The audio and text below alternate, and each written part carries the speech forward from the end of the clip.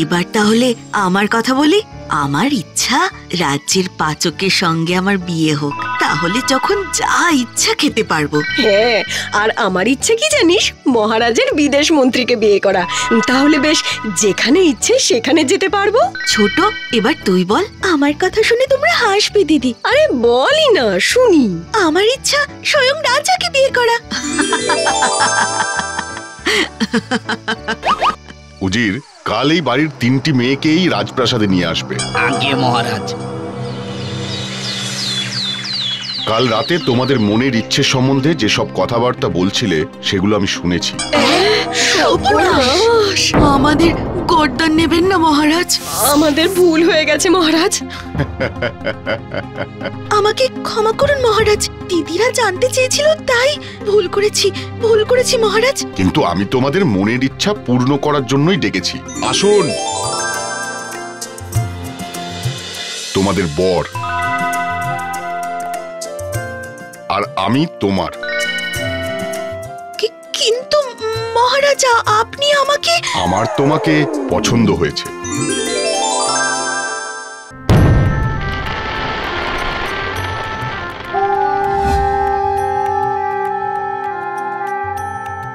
কিন্তু ছোট বোনকে রানী রূপে দেখে জ্বলতে থাকে দুই বোন। ছোট বোনের সুখ তাদের সহ্য হয় না, সারাক্ষণ ভাবে কি করে ছোট বোনের ক্ষতি করা যায়। একদিন সময় এলো। মহারাজ আমাকে পাঠালেন, আমাদের রানীমা গর্ভবতী। মহারাজের নির্দেশ, আপনারা দুজনে রানীমায়ের যত্নার্থীর জন্য আজ থেকে রানীমার সঙ্গে সঙ্গেই থাকবেন। আপনারা চলুন। নিশ্চয়, ও যে আমাদের আদরের ছোট বোন। আর বোনকে ভালো রাখাই তো দিদিদের কর্তব্য। চলো চলো।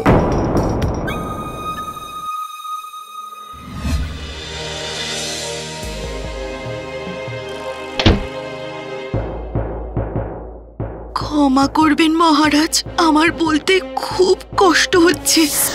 আসলে আমার বোন একটি মরা বিড়াল ছানা প্রসব করেছে। কি? রানীর গর্ভে মরা বেড়াল ছানা? রাজ্যবাসী জানলে বাইরে যেন কোনো খবর না যায়।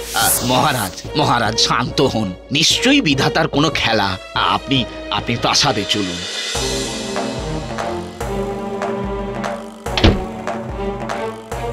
কি কাজ হয়েছে? এবার আসল কাজ। এই সন্তানকে নদীতে ভাসিয়ে আসতে হবে। রানী হবে, রানী।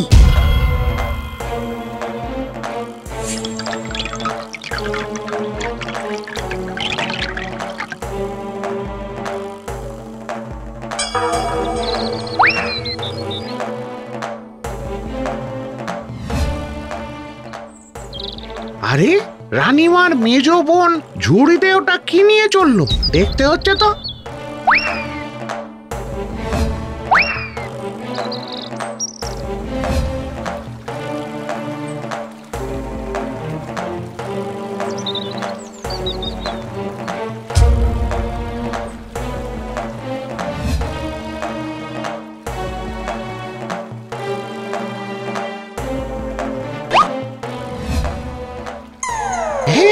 হায় হায় হায়, এই যে সদ্যজাত শিশু, তবে কি রানীমার সন্তান?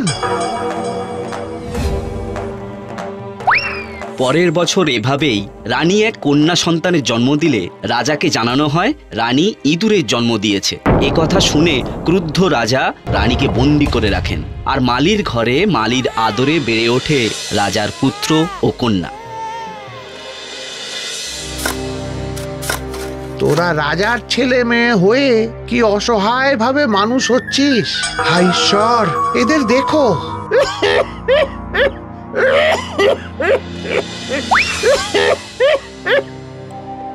এই নাও বাবা, জল খাও।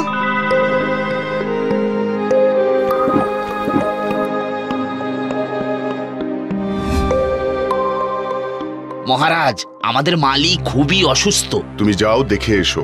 যা প্রয়োজন হয় আমায় বলো। যথা আজ্ঞা মহারাজ।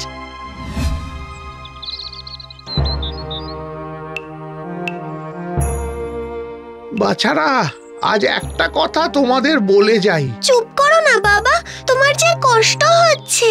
আজ না বললে যে আর বলা হবে না। আমি তোমার বাবা নই। বাবা, আমি তোমাদের কুড়িয়ে পেয়েছি। তোমার মা এখনো বেঁচে আছেন।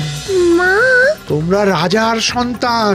রাজাকে মিথ্যে বলেছিল তোমার মাসিরা যে তোমাদের মা বিড়াল ইঁদুর প্রসব করেছিল। মানব গর্ভে কুকুর বেড়াল, আর রাজামশাই তা বিশ্বাস করলেন বাবা? আমাদের মা কোথায় বাবা? তিনি রাজবন্দী। তোমরা তোমাদের মাকে উদ্ধার করো। রাজাও কিন্তু তোমাদের সহজে সন্তান হিসেবে মানবেন না। বাবা, আমরা তাহলে কি করব? জানি না তোমরা তোমাদের অধিকার কি করে জয় করবে। তোমার মাকে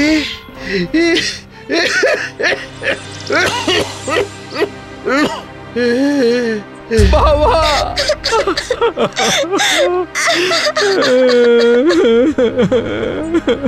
কেঁদো না, কেঁদো না। প্রত্যেক মানুষকে একদিন না একদিন চলে যেতেই হয়। কিন্তু এখন আমাদের কি করে চলবে? আহা, ভেবো না বাছা। রাজামশাই উদার মনের মানুষ, উনি নিশ্চয়ই কিছু একটা ব্যবস্থা করবেন। আপাতত এই অর্থে তোমরা তোমাদের বাবার শেষ কাজ সম্পন্ন করো। চলি। দাদা!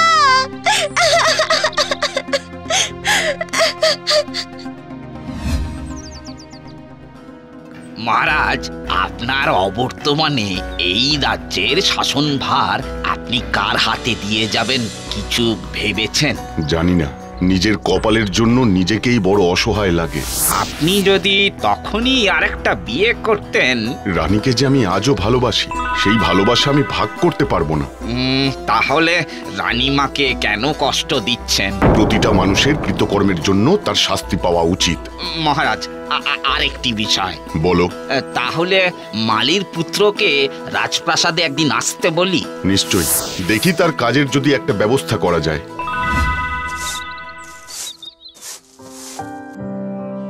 জানিস দাদা, আমার না মাকে দেখতে খুব ইচ্ছে করছে। দেখতে চাইছি বললেই তো আর রাজামশাই দেখতে দেবেন না। মা নাকি রাজবন্দী। মা গো, তুমি নিশ্চয়ই খুব কষ্ট পাচ্ছ, তাই না মা? মাকে মুক্ত করতেই হবে, যে করেই হোক। আচ্ছা, রাজামশাই ভাবলেন কি করে বলতো যে মানুষের পেটে কুকুর বিড়াল জন্মায়? যে করেই হোক রাজামশাইয়ের এই ভুল ভাঙাতেই হবে।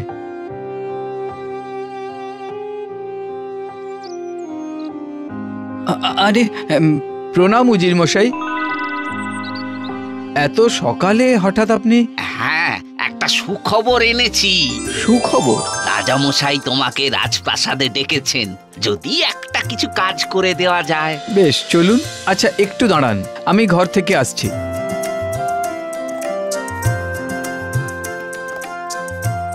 দাদা, আমার না খুব ভয় করছে। রাজপ্রাসাদে যদি কিছু হয়। চিন্তা করিস না, আমি সতর্ক থাকবো। আর শোন, এই সুযোগ, বাবার কাজ উপলক্ষে রাজামশাইকে নিমন্ত্রণ করব আমাদের বাড়ি আসার জন্য। তারপর? প্রস্তুত? হ্যাঁ, যাই। এখন যাই, বাকিটা ফিরে এসে বলবো।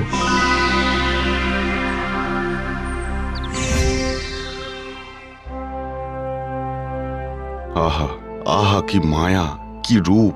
আজ আমার সন্তান হলে এমনই হতো তার বয়স। মহারাজ, হ্যাঁ, আমাদের মালির পুত্র। হ্যাঁ, শোনো পুত্র, মন্ত্রীকে হিসাব নিকাশে সাহায্য করার জন্য একজন সহকারী চাই। তুমি কি পারবে? নিশ্চয়ই পারবো মহারাজ। বেশ বেশ। ক্ষমা করবেন মহারাজ, কাল আসলে বাবার কাজের শেষ দিন। তোমার যদি কিছু প্রয়োজন থাকে বলো পুত্র।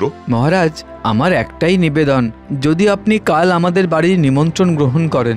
নিশ্চয়ই পুত্র, আমি যাব। প্রণাম মহারাজ, আজ তাহলে আসি। এসো।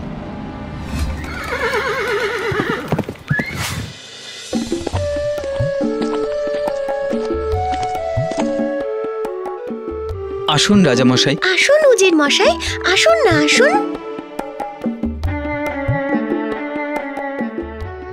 বসুন মহারাজ, বসুন। ও আমার বোন, আমরা 3 ভাই বোন। বেশ, আরেকজন কোথায়? এই যে মহারাজ। তা কি রকম বোন? আমাদের একই মায়ের পেটের বোন। বোন। আমাকে কি তোমাদের তামাশার পাত্র বলে মনে হচ্ছে? তামাশার পাত্র? ছি ছি, এসব কি বলছেন মহারাজ?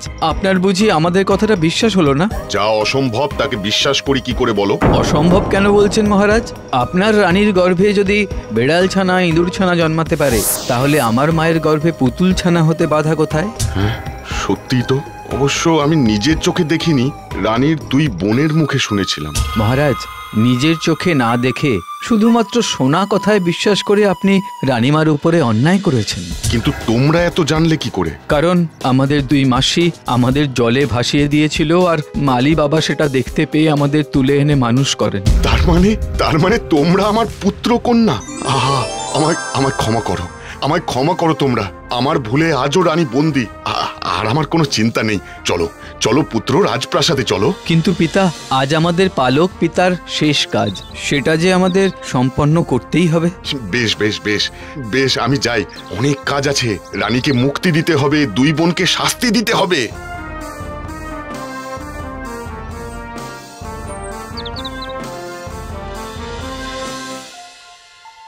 মা, বাছারা, আয়, আমার বুকে আয়, আয়।